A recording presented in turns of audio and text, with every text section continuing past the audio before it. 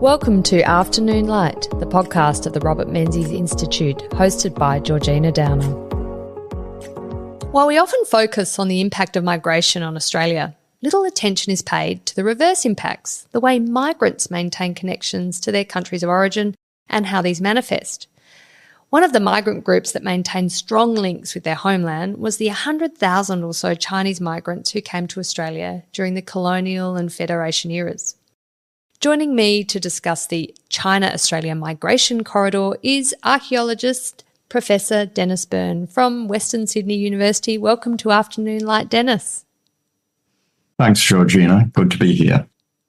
It's lovely to have you on. I think you are our first archaeologist and I understand heritage study expert, but first archaeologist on Afternoon Light. Normally, I always consider archaeologists in digs in, some ancient Greek ruins or Egyptian or Roman or, even in ancient Australian sites. But you are looking at much more recent history, 19th century, 20th century history. So tell me about how the study of archaeology helps in the study of modern history that we're talking about today.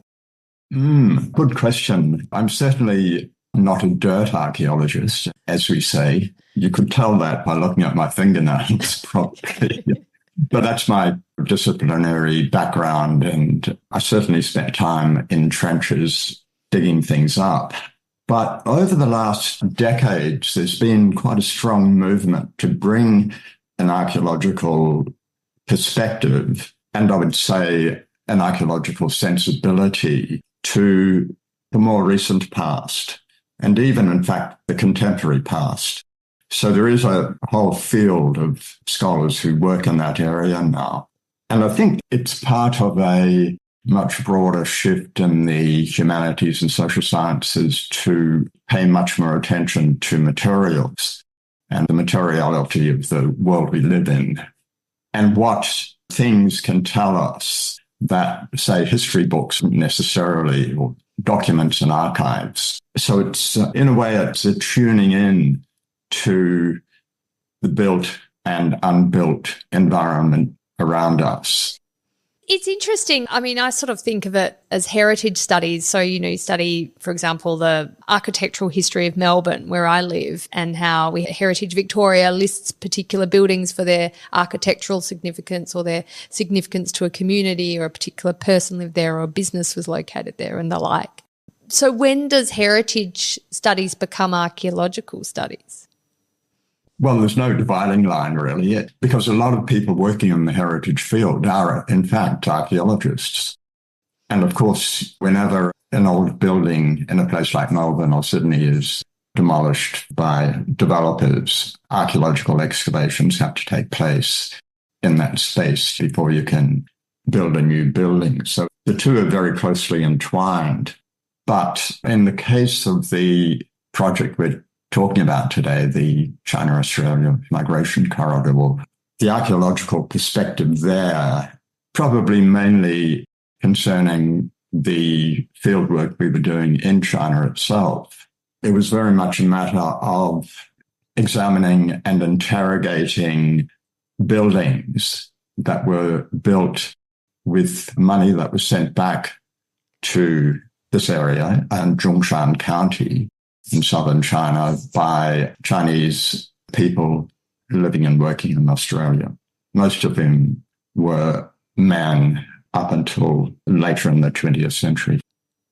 So tell me about these Chinese migrants to Australia, Denis. There are about 100,000 who arrived between 1840 and 1901, which I assume was mainly for the gold rush in that period, because, of course, we were in a time of white Australia before it was legislated at Federation, but, of course, white Australia after Federation as a formal policy. So it would have been pretty difficult, I would have thought, to migrate to Australia or come to Australia during that time as a non-white, which, of course, these Chinese migrants were. Certainly after the white Australia policy comes in 1901, it became extremely difficult. But in the period before that, from, say, around the 1840s and 1850s, and period of the gold rush and so on, it was much easier. So what happened with the gold rush of course, is that some people struck gold, made good, and many didn't. So some of those Chinese men went back to China with the money, with the gold, literally in many cases with the gold, taking the gold back. But many stayed on and became market gardeners, shopkeepers, furniture makers, and other kind of settled down, raised families here. Many met white Australian women and formed relationships with them. So many of those people really did settle in Australia, and their ties with their home villages sort of diminished over time. But many continued to relate very strongly to their families at home. And here we're talking about extended families rather than just mum and dad. Yeah. Yeah. Yeah, they continued to be in very close contact. It's surprising the number of people who actually went back on visits, on initially sailing ships and then steamers, spending a few months or even a year or two back in their home villages, and then returned to Australia and continued on.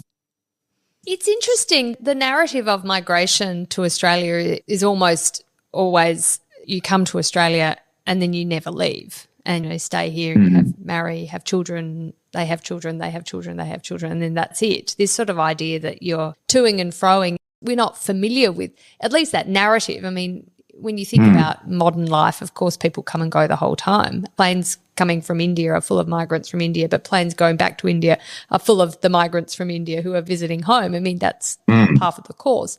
But I'm interested, obviously we had the gold rush in mid-19th century, which lured thousands upon thousands of people from around the world, but obviously a significant number of Chinese migrants. But were they from this particular community, Zhongshan, in the Pearl River Delta in southern China, or were they coming more broadly from across China? Do we see the Chinese migration to Australia as very much from one place, one source? They were coming from southern China, primarily from Guangdong and Fujian, but mainly from Guangdong for the gold rush. And there were a number of counties in Guangdong, which are quite close to the Pearl River Delta. So Delta, kind of towards the end of the Delta, you have Macau and Hong Kong.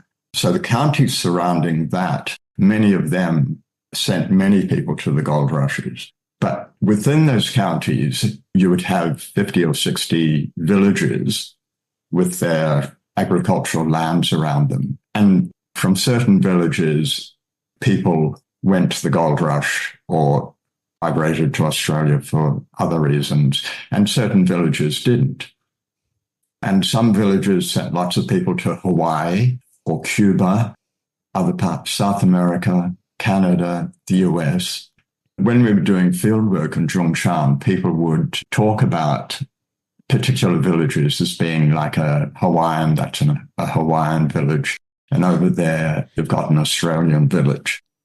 Was there something about the villages that sent people to Australia that made them distinct, or it was just word of mouth and their neighbour had gone, so they'd heard about it and then they decided to go, and sort of that kind of contagion effect, but in that localised area? The villages themselves tend to look pretty similar, but it's the history of them that people are referring to. It's widely known that families from particular villages sent lots of people to Hawaii or to Canada, other places. And you've got this, for our purposes, we talk about this corridor, the heritage corridor between Australia and Zhongshan County. But in fact, it comes down to a village level where there are very strong sort of links and continuous traffic going backwards and forwards between, say, a place like Sydney and a particular village in Zhongshan. And that included objects going backwards and forwards. So you have this flow of people, ideas, money, a two-way flow. And that's the fascinating thing that you've identified, isn't it, Denis, that this wasn't just the export of people from certain villages in southern China to Australia and that was the end of it. There was actually a bringing back of what they discovered in Australia or funds they've made in Australia and the influence of that back home as well as, of course, in Australia. But talk to me about this concept, heritage corridor, because I think it's a really interesting one and worth unpacking and giving, I think, people a bit more of an idea of the migrant experience in Australia, more broadly than just China as well. Yeah, the corridor concept actually came to us from the banking sector, of all places, where bankers commonly refer to remittance corridors, like the remittance corridor between the Philippines and Hong Kong, for example. And what they're referring to is the flow of money from Hong Kong back to the Philippines. So there are maps which show these remittance corridors across the globe going from the wealthier countries to the poorer countries. So we adopted the term corridor from there, partly because remittance flows were so important to our work, the fact that so much money was being sent back to China from Australia. But our object was to critique and analyze the way that Australia's heritage is defined as being what is within Australia's territorial boundaries, when clearly these houses in the villages of Zhongshan, which were built by migrants in Australia with the money they sent back, it's hard not to think of those houses as being part of Australia's heritage, at least for somebody like myself. When you think about it, those houses are the crystallization of the labour those people exerted in Australia. The houses were thought about here. They were dreamed about what the house would look like. They were planned here. People laboured for the money to be sent back. So really, from an archaeological point of view, even, I would say those houses are elements of Australian heritage. But of course, they're in China. So they're also part of China's heritage of overseas migration. Chinese various levels of government are very much interested in them from that point of view, and they're subject of heritage conservation and so on. So it's really not a question of whether they're Australian or Chinese, not some kind of a tug of war who owns these things. In a sense, these places exist in a transnational space, which is outside the whole nation-state frame. It's a very interesting thought that these are, as you say, these are buildings, for example, funded by money earned in Australia, sent from Australia back to China. The concepts of some of these houses, I guess the design is conceived in Australia. Do you see in these houses Australian elements or influences of our building practices, of natural environment being symbols used in some of these buildings, or is it simpler than that? Interestingly, certainly architecturally, you don't see direct influence. At least, I haven't been able to detect that. Certainly inside the houses, there are objects from Australia, which might be a suitcase or pictures, postcards, that kind of thing from Australia. We were working in a village one day, speaking to descendants of a man who migrated to Queensland and really ended up spending most of his life in Queensland. And he sent back and brought back on his return visits a number of objects. And his relatives sort of went away and came back with this cardboard box, which was full of slightly rusty old tools, including woodworking tools. So there were drills, hand drills, and planes, wood planes, chisels, and various things like that, some of which actually had the Australian manufacturer on them. And he had brought them back, presumably because it was difficult to get things like that in China. He may have brought them back to do some work on the house that he had built there. And was there a sense, Denis, amongst these Chinese migrants that moving to Australia was basically a temporary state of affairs? Because you see that often with remittance workers around Asia. They go somewhere, earn money for 5, 10, 20 years, sending it back home. And then eventually when it comes to retirement or different life stage, they'll return home. So it was never a permanent move. Is that the phenomenon you observe with this Chinese heritage corridor? I think so. Yes, I do think so. And I think that actually probably applies to most migrants then or today, that people don't actually imagine spending the rest of their lives in another place. For many people, there is the idea that this is temporary in some way, that we'll make money and will eventually go back. But in the case of the Chinese in southern China in the mid-late 19th century and early 20th century, it was part of what has been called a household strategy, a kind of a household economic strategy, where working age males would be kind of sent to places like Australia. Not, I don't mean unwillingly, but in a sense, their labour was exported to places like Australia on the understanding that they would send, in fact, most of the money they earned back to the family at home, which in most cases they did, again, quite willingly, because it was impossible for them to feel that they did not continue to be a vital part of these families back home.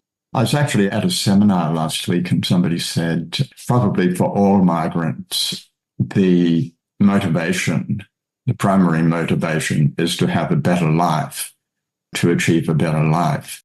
And I'm sure that's true, but the better life is not necessarily located in the destination country. It's very often located back in the home country. So they see themselves as temporarily sort of resident in another place. And what proportion of these migrants did end up just being temporary? Was it 50%, 80%? I don't actually know the statistics on that, Georgina, but I would say at a guess, probably around half, something like that, that half of them ended up returning permanently.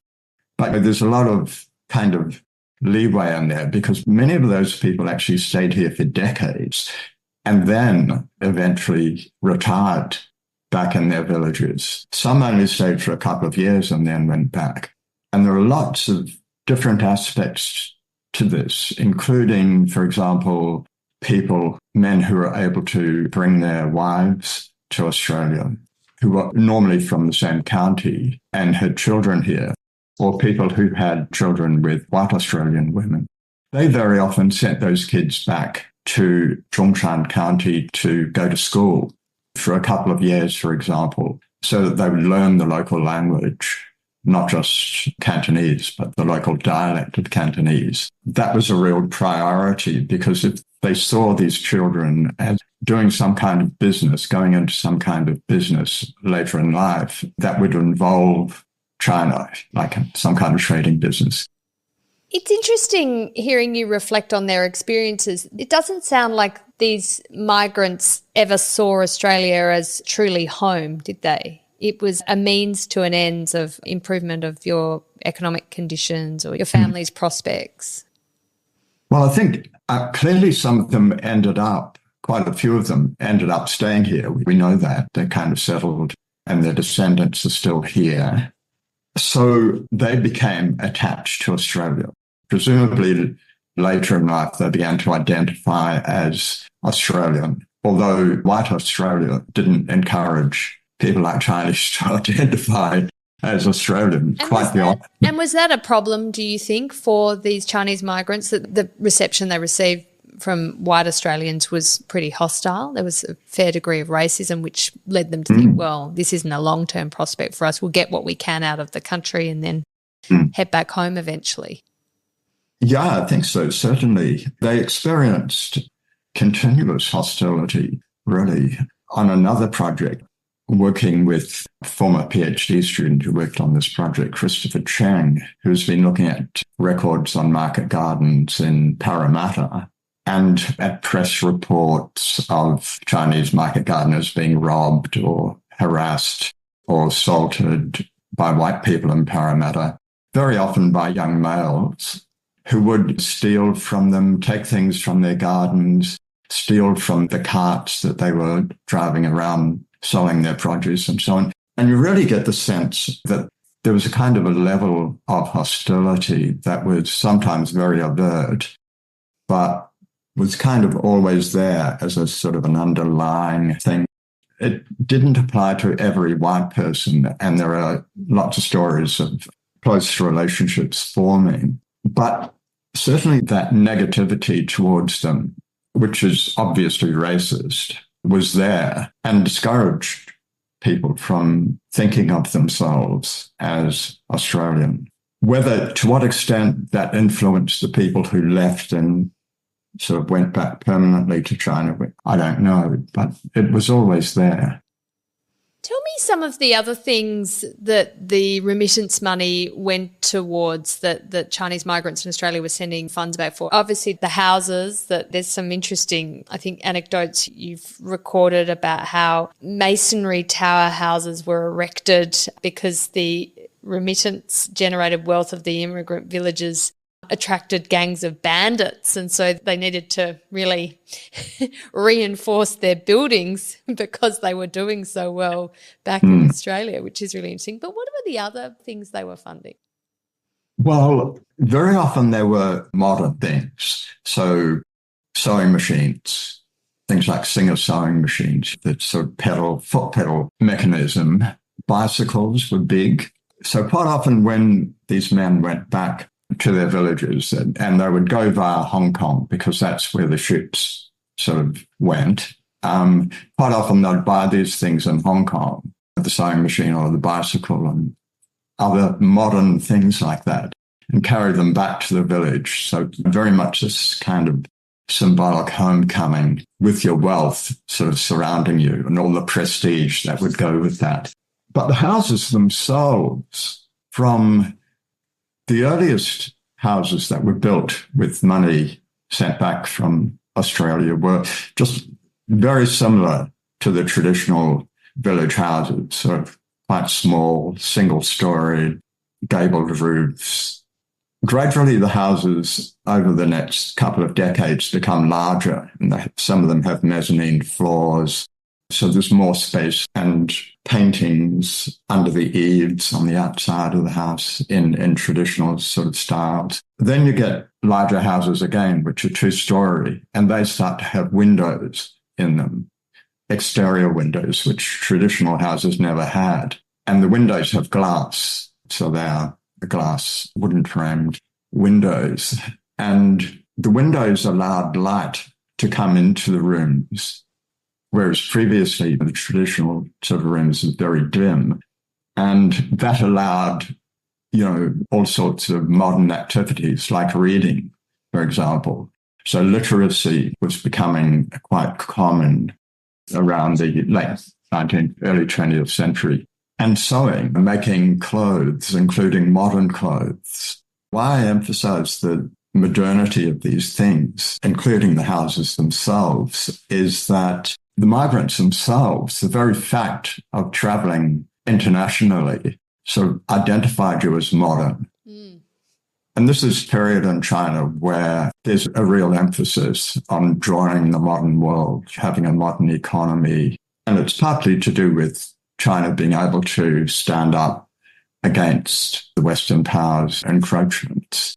But it's also part of this whole thing about a new world expanding around you, and you want to be part of it. Was money from Australia going to fund the nationalist government or the communist? Was there a sense that Australian dollars, or it wasn't dollars back then, it was pounds, wasn't it? But Australian money was going into political causes back in southern China? Absolutely. And there were nationalist scholars and activists from China who came to Australia in the early decades of the 20th century to promote the cause of nationalism in China. And people did donate. And there were organizations in the big Australian cities that were also collecting funds for the nationalist movement. And did that raise concerns amongst the Australian government or Australian government officials that Australians might be somehow involving themselves in these nationalist causes throughout Asia? I don't think so. I'm not an historian of that period, but it's certainly something that will have been examined. Off the top of my head, I would think not necessarily. I don't think Australia would have been opposed to the idea of a republic, of a Chinese republic. The Chinese Communist Party, that would be a different kettle of fish, I imagine. There would be some yes, misgivings about that. Yes, but I think most of the money, most of the donations was to the Kuomintang and the communists. Tell me about the Australian influence on the development of Chinese department stores. This is quite a story, I think. I didn't realise this until I was reading your research, just how much we had an impact on Hong Kong department stores, for example. Yeah, it's very well known amongst certain people, but certainly not the mainstream, I don't think, in Australia. So in the late 19th century in Sydney, there were lots of market gardens and other Chinese men who were retailing and wholesaling fruit and vegetables in Chinatown, the Haymarket in Sydney. And one result of that was that some of these people would get together and form collectives. And so in the late 19th century, the Wing Sang company was formed by several of these people who had done quite well in fruit and vegetable wholesaling, including the banana industry, which included importing bananas from Fiji, from plantations that these men actually ran in Fiji. They formed this company, and after a couple of decades, by about 1900, they had sufficient wealth that they were kind of looking around to think about where that could be invested. And at the same time, so the story goes, the Anthony Horden department store, which was this huge department store in Sydney, quite close to Chinatown, it occupied an entire city block, and it was about 6 stories high. They would go to this department store and they were kind of impressed by not just the building and what it was selling, by the way that goods were displayed, for example, and the goods had prices on them. You didn't have to haggle over the price. It was a whole different way of retailing. And you had shop assistants who would walk around and who would help people out. And apart from anything else, these department stores were full of modern things, from fountain pens and wristwatches to hats and dresses and so on. What they basically did was take that concept initially to Hong Kong and establish a department store there along these same lines with shop assistants, fixed prices, displays where the goods were displayed in cabinets and so on, even in the shop window. And they were a huge success. Principally, I think to begin with, among better off Chinese in Hong Kong who had the money to spend. And not only that, they were attracted by the sheer modernity of this thing and the lifestyle. These places often had gardens on the roof of the building where there would be tea room and so on. So you could go to these places to socialize. And before long, they were building department stores in Guangzhou, Shanghai, and other Chinese cities. It was a booming industry. Dennis, what made this development of the department store in Hong Kong and then more broadly throughout southern China and a sort of an Australian-generated phenomenon and not a British-generated phenomenon or a US-generated phenomenon? Are you not seeing the migrant flows bringing back the same sort of ideas? I mean, I just think of Harrods, Fortnum and Mason, Saks, Fifth Avenue, those sorts of Bloomingdale's. They're all around. Why was Australia's Anthony Horden department store particularly inspirational here? I think it was partly just an historical accident. These people, these men had the capital at that particular moment in time, and they saw an opening. Nobody else was doing it in Hong Kong at that time. And I guess at some point, somebody just thought, what if we built one of these things in Hong Kong? Would it work or wouldn't it? I imagine that was sort of quite a risk in a way. It could have just been a total failure. But it took off. And I think that what happened then was that these families quickly dominated the department store industry in China. They just cornered the market. And it would have been difficult for anybody else to get in from other countries, Bloomingdale's, for example. Too late, Yankee. Yes. Tell me, in 1901, Australia formally introduces the White Australia policy. It's a first act of federation. What impact does this have on this Chinese migrant corridor? Does it dissipate and the flow of migrants and therefore remittances sort of dry up? Is it a casualty of White Australia? Well, to begin with, the Chinese population in Australia declined by around 50% as a result of that policy. And that was partly because people couldn't bring their family members to Australia. So most of the men who got married, the Chinese men who got married, did so on visits back to China, or they had a wife and children in China before they migrated. It was a really important thing for them to be able to bring family members here. And the new immigration policy made that extremely difficult. If you were living here and you wanted to go back on a visit to China, you could obtain a certificate signed by the local JP and so on to guarantee that you were a person of good standing. So that was a re-entry certificate, which meant that they could come back. And some managed to bring relatives from China, and people who had established businesses like the Chinese stores in country towns across Australia, they often got permits to bring shop assistants from China to work in their shops, who were generally part of their extended family in China. So there were exceptions, but it had a major impact, the new immigration policy. We see, of course, popularity of Australia very much amongst international students these days, and has really been, I'd say, for 20 or so years.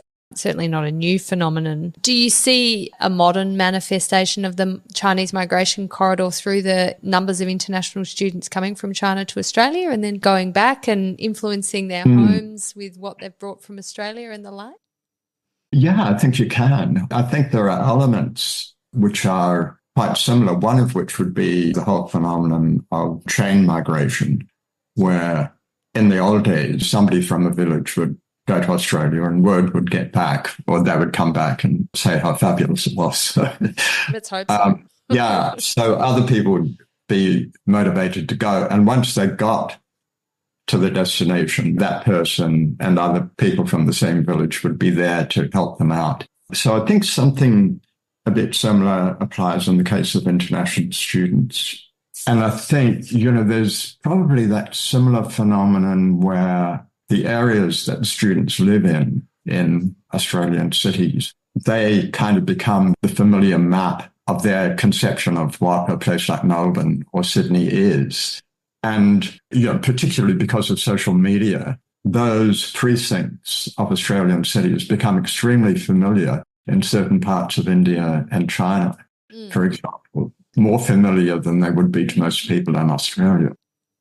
Yeah, I think of international students here at Melbourne University. They often live in the CBD, which isn't a place that many multi-generational Australians would live. And so their kind of conception of what Australia is like, Australian cities are like, is different from yours and mine, for example. And then the image they're portraying, as you say, through their experiences here and what they're bringing back is also a different image than the one we would say, oh, this is the quintessential Australian way of life, Australian city. Yeah, there's a disconnect there. Absolutely. Yeah. Social media itself has revolutionized the whole experience of migration. I'm sure you probably had the experience of hopping into a taxi and the taxi driver is on the phone to a relative in India or China and continues to be through the whole taxi ride. Yes. And you kind of get the sense that this person is kind of half here and half there. And I think people are continually sending photos of themselves back or chatting outside a particular building. So the immediacy and the constancy of that transnational kind of connectivity has very much changed things. Yeah, something one historian of immigration told me was, as much as Australians demanded new migrants assimilate into Australian society in the 40s and 50s and 60s, in actual fact, it wasn't just a one-way street. Australians were also assimilating to a community that was more multicultural than it had been before. So we both changed through those interactions. And as a new Australian, you change based on what you see around you, but what you're sending back home is also part of that communication. And I think some people in Australia some white Australians were more open to that than others. I think that was the case from the 19th century, and it's certainly the case today. Some people are sort of very interested in the fact that somebody comes from a different place, speaks a different language, has a different culture. Other people clearly find that threatening, but there have always been people who have engaged in that way. And of course, all migrants are not the same either. And there were Chinese migrants here in the 19th century who were clearly extremely outgoing and quickly made friends and business contacts with white Australians, whereas some of the others worked on market gardens where they lived in a hut on the market garden for decades and decades and seemed to have, little or no kind of social connection with the population around them. And that's just the diversity of the human experience, so. Isn't it? It's hardly to do with one nationality or the other. Denis, thank you so much for bringing the China-Australian migration corridor in its archaeological and heritage aspects to the Afternoon Light podcast. It's been absolutely fascinating and illuminating discussion. A pleasure to talk to you, Georgina.